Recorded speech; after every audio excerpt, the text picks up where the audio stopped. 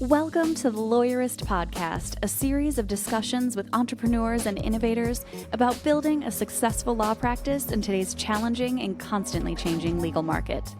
Lawyerist supports attorneys building client-centered and future-oriented small law firms through community, content, and coaching, both online and through the Lawyerist Lab and Accelerator. And now, here are the co-authors of the Small Firm Roadmap and your podcast hosts.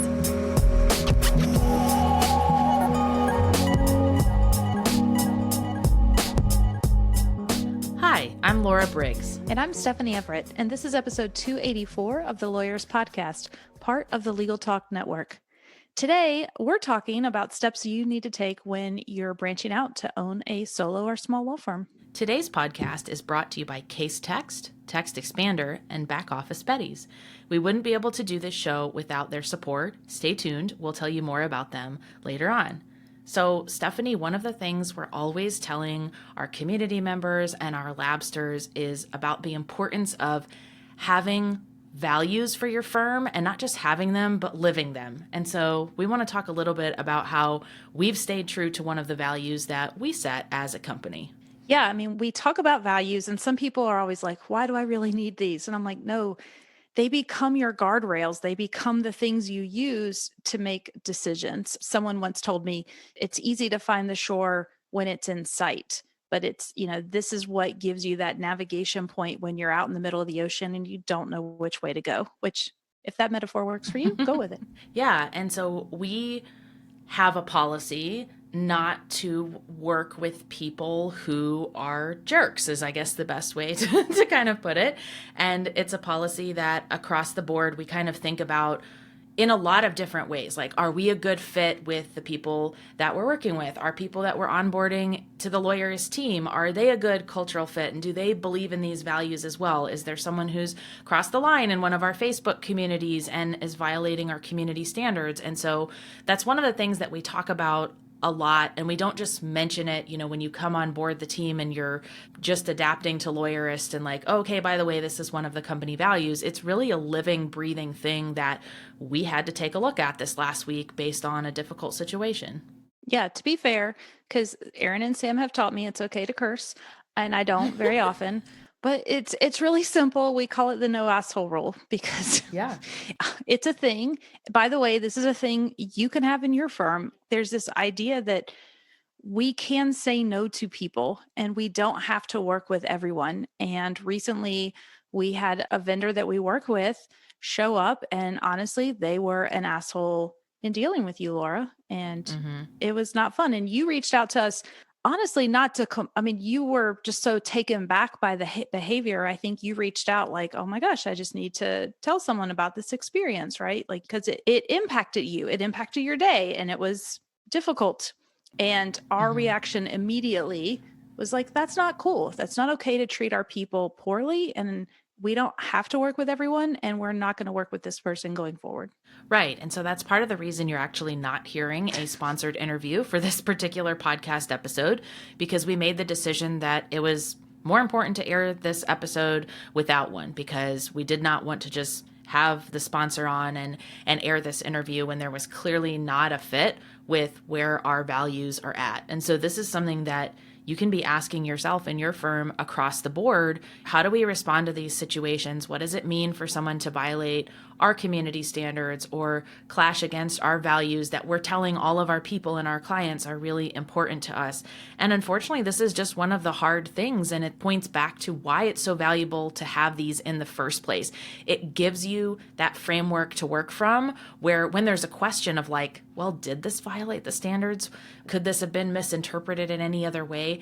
You kind of have that sounding board of all of the other team members as far as how they interpret the different values. And I think that's really what happened here. Is it was just such an unexpected situation. We work really hard to have advertisers and vendors and partner relationships with companies and people that we believe in. And because of that commitment, it's such a stark contrast when you have something that isn't aligned with that as well. Yeah. So simple. Don't be an asshole if you want to work with us. And do the same for your firm. Figure out if you don't have written values, write them down and live by them and enforce them. You'll be better for it. your team will, and ultimately all the clients that you work with. Now we have our conversation about starting your own law firm.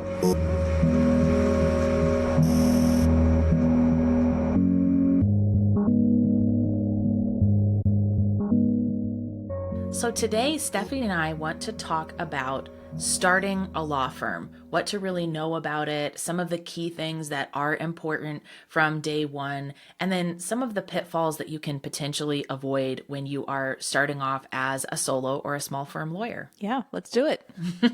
Awesome. So what do you think? Do you think there's common reasons why people want to start their own law firm? Do you see trends around that? Like they're coming from big law, or are they graduating from law school and diving right into being a solo? I'm just sort of curious if you have seen any patterns around that. It's really both, right? I get a lot of folks who tell me I'm just coming out of law school and I want to start my own practice, or somewhere along the way they've been practicing and now they want to jump and do their own thing. So it's hard to pinpoint. Both are possible. Obviously, if you're coming right out of school, my only other advice I give, in addition to all the business pieces, is you really need to find some great mentors to go to for substantive legal questions, because they will absolutely come up, and law school doesn't really prepare you for all the things you need to do for a day-to-day practice. So if that's your plan, if you've clerked in an office during law school, that helps, but try to get a good group of people that you can call to for those silly questions. Like I always say, who to mail, what to, when is really the hardest thing of the first year of practice. Yeah, I didn't even think about that, but it's probably not something that's covered, but comes up on a day-to-day basis as a solo lawyer.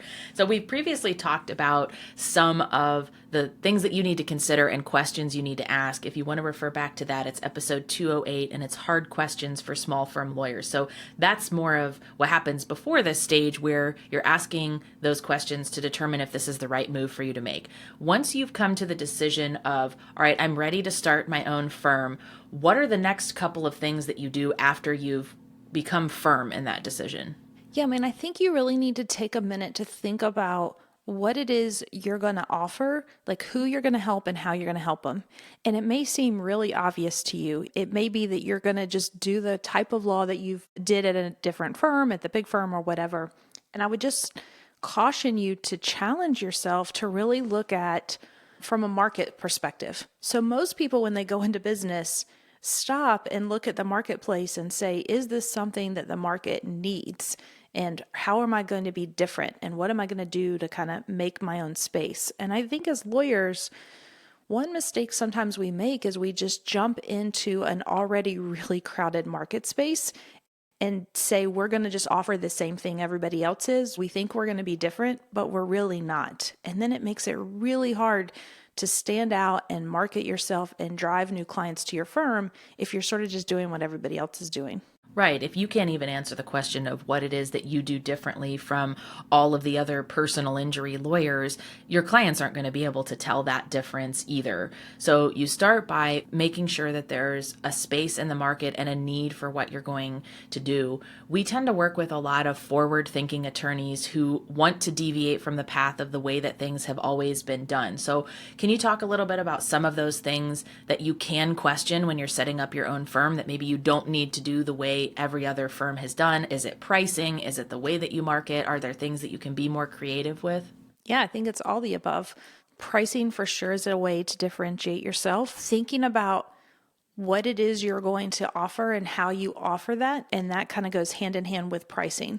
So, we've done tons of episodes on different pricing subscription services, or, how you kind of think about your products. So would encourage you to go and listen to all of those and really get a sense of there's so many options out there, but really thinking about who is it you're going to help and what is it that they value and how do they value it and how would they like to receive those services and how would they like to pay for those services. I think just putting yourself in your ideal client's mind frame is going to give you a different and more interesting place to start than just saying, oh, I'm going to bill $350 an hour and I'm going to just do it the way I've always done it. By all means, I see a lot of people doing that. But then what I'm suggesting is that maybe there's a more interesting way of doing it and it might make your path easier. How do you gather the data to decide that you've made the right choice around the way that you offer your services or the way that you price? Do you need to interview other people? Do you need to talk to your prospective clients? Do you need to think about the last couple of clients that you served in your current capacity? I'm just curious because that seems like a place where you could easily go down the wrong road and think, oh yeah, people are definitely going to want this. And then you spend all this time setting your firm up and your marketing to reflect that, and then find that nobody actually does want things delivered that way. Yes.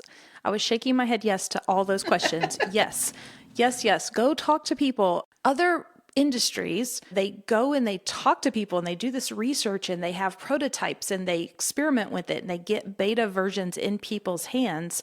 So I think the good news is in today's world of the idea of failing fast, you have that minimally viable product, that MVP, that you create something and you get it out into the marketplace so you can test it.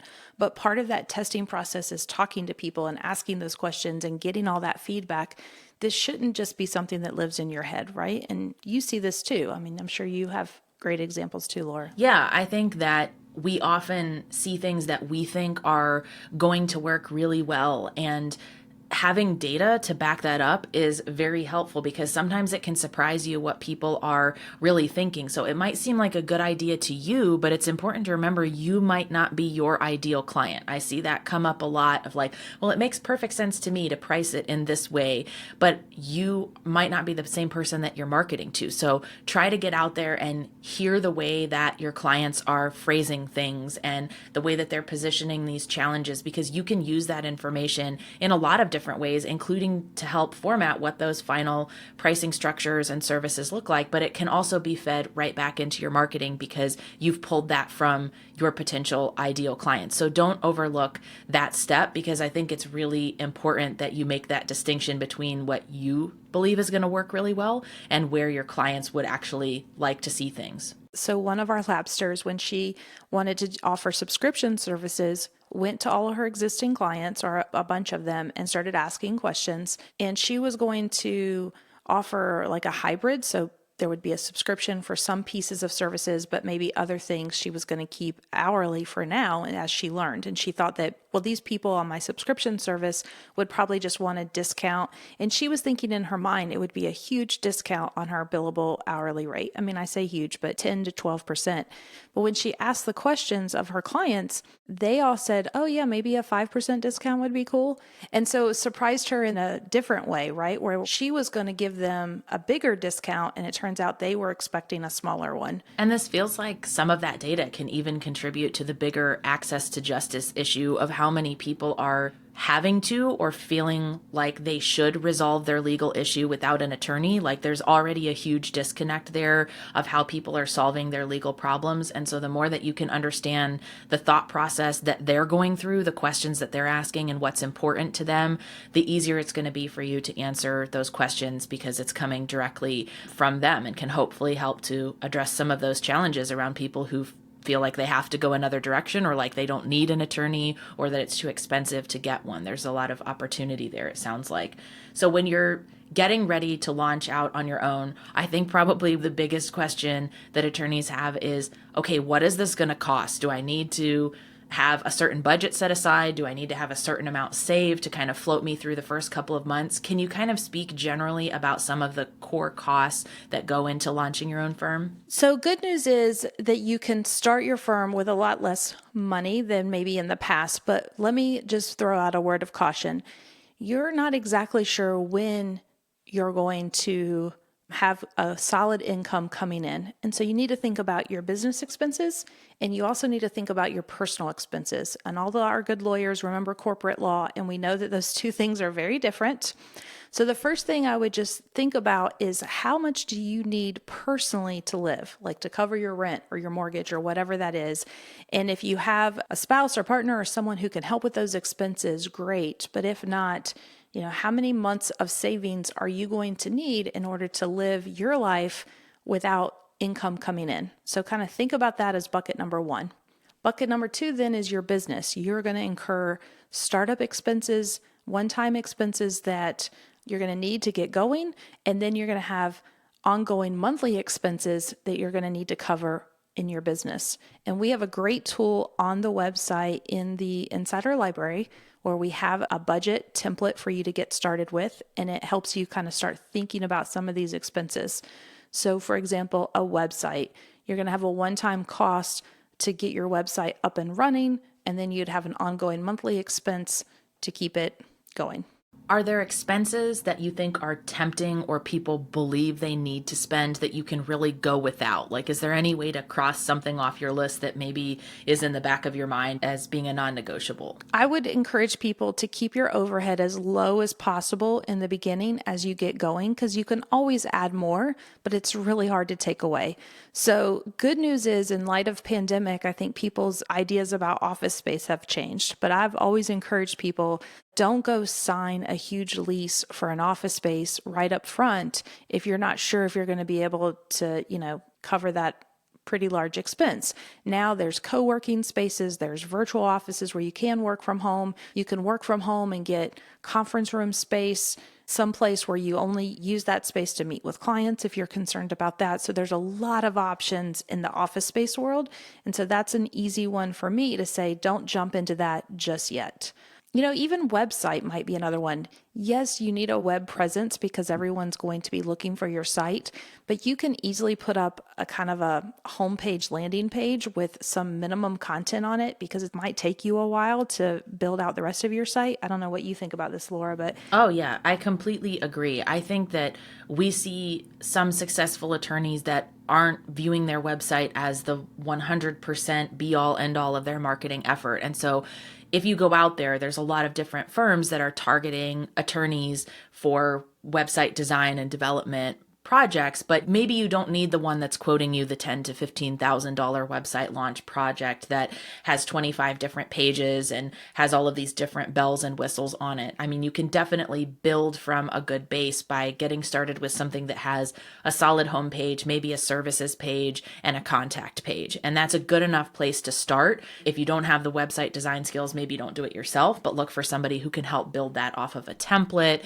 maybe who has some experience in the legal industry. But a website is only going to be as valuable as the marketing methods that you're driving to it. So it is not a build it and they will come situation. So unless you are using Google ads or Facebook ads or have some other method of driving direct traffic to the website, keep it simple for when you first get started and have that plan to build it up as you have more clients coming in and can direct more revenue to it, because it makes more sense then. I think we need to take that phrase you just said and put it on billboards.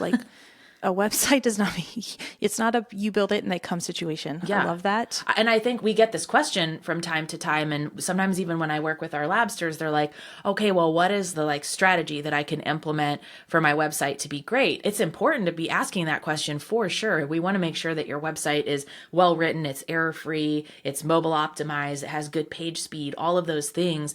But it's only going to be as valuable as what we can send to it. So if we don't have that traffic method yet, don't panic about it, because the worst thing that I think could happen is you spend that $15,000 on a full website build and still no one is finding your website. So it's really okay to start small and build that out over time and add more content over time. And if it needs to become fancier, you can invest in that. But I think this gets to what we're going to talk about in a minute, which is the fact that we really need to be focused on clients. So we're going to take a quick break to hear from our sponsors. And when we come back, we'll talk about what you really should be focusing on when it comes to getting clients in the door.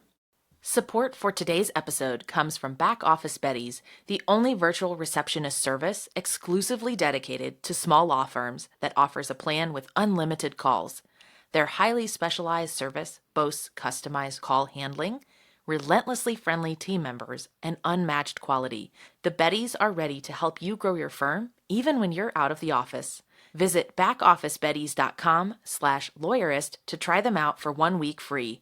Use the promo code PODCAST to receive $150 off your first month. Typing the same thing like your email address or phone number over and over is a productivity killer. Turn everything you need to type more than once into a snippet with Text Expander. Type an abbreviation you make and your snippet automatically expands. Text Expander works everywhere you type and helps you reduce errors and increase productivity. Text Expander is also available for companies so you can share snippets with everyone on your team. Text Expander is available for Mac, Windows, iPhone, iPad, and Chrome. Show listeners get 20% off their first year. Visit textexpander.com/podcast to learn more. Looking for a true alternative to LexisNexis or Westlaw? You could save thousands this year if you switched to Casetext.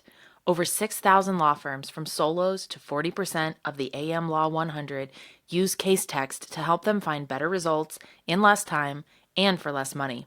For $65 per month, you'll get access to 50 state and federal case law, statutes, and more with zero out-of-plan fees. Try the smarter legal research platform. Lawyerist Podcast listeners can go to casetext.com/lawyerist to try Casetext for free for 2 weeks. And we're back. So I think there's so many things to think about when you're launching your own firm that it's very easy to feel overwhelmed, right? And even like, we're talking about you need to set up a budget and we need to be thinking about all of these different things from a financial perspective. A lot of it seems to come down to clients and your ability to get clients and start building that engine of your law firm. So can you talk a little bit about recommendations you have around that? Yeah, the biggest thing here is, yes, you have to have clients, because without that, really nothing else matters. Right. So that really is your first focus. And I think the mistake that I see there is what I'll call random acts of marketing, or, the idea we just throw a bunch of stuff up on the wall and see what sticks. And this is the mistake so many people make. Either they hear other people are doing it, or they just see all the tools out there and they're like, I need to be on LinkedIn and Twitter and Facebook and all the things, right? Or they hear, I need to go to lunch every day with a different person and that will bring me traffic or clients. And I always say to people, maybe it will. But what I would prefer you to do is to actually step back and be strategic about it. Yeah, and this is that dangerous point where you have to balance asking the right people the right kinds of questions and not trying to crowdsource your decisions or have decisions by committee. I was working with one of our labsters recently, and he said, well, somebody sent me this quote and it's thousands of dollars a month to do my marketing. And so I'm on Twitter and I'm on Instagram and I'm on LinkedIn. And this was somebody who practices in the corporate space. And I'm like, are your clients on Instagram? Like, do you really need to have an Instagram presence right now? And more than that, be paying someone to do it? So just because someone has told you to do this thing, or you've seen another attorney being successful at trying this particular method, doesn't mean that you necessarily have to do that. And so I think it's important to be aware of the advice and the help that you're getting. What kinds of advice providers make the most sense, so where we can sort through that information more easily to figure out who's really telling me something I need to think about versus someone who's chiming in and giving me advice about the way they've done it, but it's not relevant for me? Yeah, that's a great question. I used to start all my public speaking appearances with this story about this one time when I ran a 2-mile race in track. And by the way, I was a sprinter, so the 2-mile race was like the worst thing in the world for me. Our 2-miler got hurt. And so coach asked me to run the race because there were only 2 other competitors and we just needed points. If I finished, we would get points towards our team goal. So that was my whole job. And as I'm running this race, I'm keeping track of the amount of laps. It was 8 laps around the track. And we got to like the 6.5 mark. And the person that I was running against, their coach told them to kick it and like run and sprint in. And so they did. And they started sprinting and I didn't start sprinting, and everybody was like yelling at me. Like nobody was paying attention, by the way, to this race until suddenly they see this girl take off. And then all of a sudden people start yelling at me like, run, sprint, go with her. And I'm thinking to myself, we have a whole nother lap and a half. Like, I'm not going to sprint in a lap and a half. Well, it turns out she stepped off the track a lap early. Her coach miscounted. And so they were wrong, and I ended up winning this race, which is really sad way to win. The story is not meant to convey my running ability or racing ability at all. It was probably the slowest 2-mile race in the school history. But my coach wasn't really paying attention and started yelling at me to go with this person, right? I had to trust myself to know that that was not good advice for me at the time. And so it's important to have good coaches, but it's also important to listen to yourself. Like if you're a fan of Lawyerist and you've read our book and you're like, yes, I want to practice law in a new way and I'm going to do this new thing. And then everyone you go to and talk to at bar associations is telling you the same old stuff that you know is the old way of doing things. You get to be the boss to say, I don't have to listen to that advice or follow it because I'm doing something new and different. And that's hard sometimes to do, and it's easy to kind of get sucked into what everybody's telling you. But I just kind of want to give you that encouragement that it's okay to stay true to yourself and know, okay, I've got a plan and I'm going to do things differently. I'm not going to just rely on this thing. I'm going to go and experiment with online marketing or whatever it is that you're trying to do, or have subscription service. Like, understand that those are still new in the world of lawyers, and we are very, old fashioned sometimes. Right. And it's dangerous if somebody gives you that negative feedback when you already came to the internal decision that you were ready to do it, because coming to that decision is a big milestone, and it allows you to start putting the wheels in motion for what you're going to do to implement that. And then when you start questioning yourself and going backwards, that's where it can get very muddy from the perspective of what you're focused on, but also for your clients. Like, if you've made a decision to price things differently or handle client intake differently than you've seen it done at other law firms, that's something you need to stick with and work through and make sure it's the right decision for you. Even if somebody else tells me,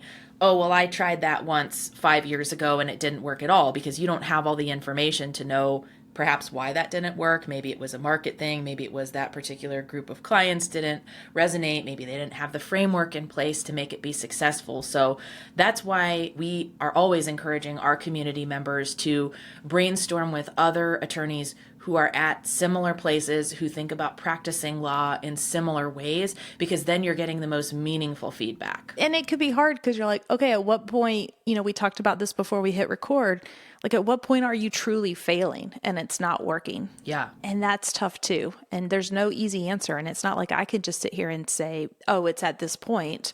Maybe the other kind of a piece of advice, so going backwards a little bit on the money piece, my husband and I have both owned numerous businesses now, and we got this great advice when we started out that we've done for each of our ventures, which is we agree as a family unit how much money we are willing to invest in this business overall. And so we say, okay, this is how much money we're willing to put in, and that's the cap, because it's so easy when you get going to say, oh, we just need $5,000 more. Oh, we just need this much more. We just need this much more. And before you know it, you've actually put a ton of money or resources into this really, sometimes a dead or struggling business. Let's just be honest. And you have to kind of know when to cut it off. And it's hard when you're in it and you're emotionally in it and you're so close. So sometimes making that decision on the front end before all the emotions are there really can help you and help you see, is this where we thought it was going to be? That's a really good point, because even though you are driving so many of these decisions, if you do have a family, if you do have a spouse or a partner, this is ultimately going to affect them in some way too. So figuring out what is going to be that point where we go, okay, maybe this is the sign of the times that I need to be asking the more difficult questions. Maybe there's some information here that's pointing me towards I'm putting too much in and not getting enough out, and I need to switch something up or reconsider this idea, because you can bear a lot of weight being the primary decision maker. I mean, there's a lot of talk about that in, these business and leadership books about decision fatigue. And it's the reason why, Steve Jobs and Mark Zuckerberg, they wear the same clothes every single day. It's one less decision that they have to make. And so you also have to balance how you're going to make all of those decisions and not get exhausted on a day-to-day basis, being the firm leader, also being the practitioner, but having some of those numbers that you've set in advance, some of those rules and guidelines that you've set will help you go back and be like, hey, I actually already decided this. So now I'm just looking to see, do I have the data and the information to pull from that to decide what I'm going to do next? It's so hard. And Laura knows me, and I have a very positive, I'm the eternal optimist sometimes. And sometimes to my detriment, because I might set a goal for myself or for the company, and I just know we're going to hit it. And it's like, of course we'll hit it, because that's what I do. I hit goals and I achieve goals. And sometimes it's hard to see if you're on pace to not hit a goal, right? Because you just think, well, I can just make it happen. And so I just want to tell our listeners, what we're saying right now is not easy. And I can also tell you, because running a business can be agonizingly hard.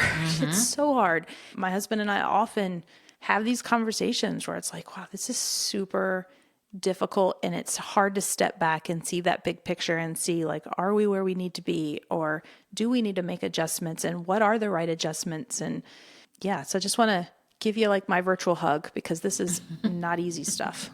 Yeah, it's so hard, because if you don't hit that goal in August or September, a motivated person is going to say, okay, I'll just do twice as much in the months that follow, right? I'll find some way to catch up. And you have to strike such a hard balance between doing what we've told you is super important, getting clients and serving your clients, and also not letting that be what you do 85% of the time, because you're going to have to be able to step back and figure out, have I reached the point where I'm so busy I need to hire someone? Are there other things that I'm not getting to? I'm not marketing consistently, so I'm going to have a really dry period of a couple of months where there's no clients if I don't have a way to manage that. So it is really hard, and there are no easy answers around it. And that, again, is where I think it's really helpful to have a community, to have other people to turn to, because they get it. They understand what it's like to go through a slow season or some of the challenges that attorneys that are practicing by themselves or in small firms face. And sometimes it's just that motivation that you need to be like, okay, maybe this is a little bit normal and I can just push through, or this is the action step I need to take in this moment of being frustrated or not having enough clients or being totally overwhelmed. Yeah. Something else you said is so true. When you start a small business, it's a family venture. I don't care if your loved ones have anything to do with the day-to-day running of your firm. It just is, right? Because you bring it home. You can't help but bring it home. Right. So my husband and I own multiple businesses together. And so if you're in this place, the last piece of advice I want to give you is we've come up with a great rule of like our wife hat versus our business partner hat. And so we've learned, like, we have to call business meetings, and we'll say like it's not okay for my husband while I'm like getting out of the shower and getting ready in the morning to ask me if I paid his whatever bill for his business or something. Right. Because it sounds silly, but I'll be like, oh, that's not my frame of mind right now because I'm like getting ready in the morning. And so you get to say, like, we need a business meeting, and we both come to the business meeting. We actually have like a table at our house that's like our business meeting spot. And we're like, we are calling a business meeting. And now we are not talking to each other as, in our case, husband and wife. We're talking to each other as business owners. And that has been really helpful for us because we need to be able to ask each other hard questions. And it's really hard to do that. Of course, you still love each other and, you know, all the things, but it's just really hard. So make sure you kind of define these rules for each other, even if your loved ones aren't in the day-to-day for your business, because ultimately you'll end up talking about it and this is just going to happen. That idea of separation is so key, because a lot of times what we bring home are the stressful or the bad parts. And so your spouse or your other family members might be interpreting this as being an epic failure or being really, really hard work and there's no upside. And so it's important to contextualize those kinds of things by having the business meeting and making time in that business meeting to discuss some of the wins too, right? Because it's so easy to get focused on all of the things that maybe aren't working as well as what you wanted. And I know that's something that we even try to do as a company. We have every team member share their wins in a Slack channel, and we have people report in on their personal and their best business news every single week, because you can get into that cycle where you're like, well, this isn't working and this isn't working, and I tried that and that was a failure. And then it does feel really negative and it doesn't feel fun anymore. And sometimes we're striving so much to hit goals that we forget to stop and celebrate those goals before moving on to the next thing. And I think having those business meetings and keeping your family involved how you can makes a lot of sense. Yeah, that feels like a great place to wrap up. Celebrate your wins. I was just going to say, that's the perfect place to end. So celebrate your wins. Thanks so much, Stephanie. This is a great episode. The Lawyerist Podcast is produced by Laura Briggs and edited by Christopher Ng. Are you ready to implement the ideas we discuss here into your practice? Wondering what to do next? Well, here are your first 2 steps. If you haven't read the Small Firm Roadmap yet, grab the first chapter for free right now at Lawyerist.com/book. Next, if you're looking for help beyond the book, then let's chat about whether our coaching communities are right for you. Head to Lawyerist.com/community to schedule a 15-minute call with our community manager. The views expressed by the participants are their own and are not endorsed by Legal Talk Network. Nothing said in this podcast is legal advice for you.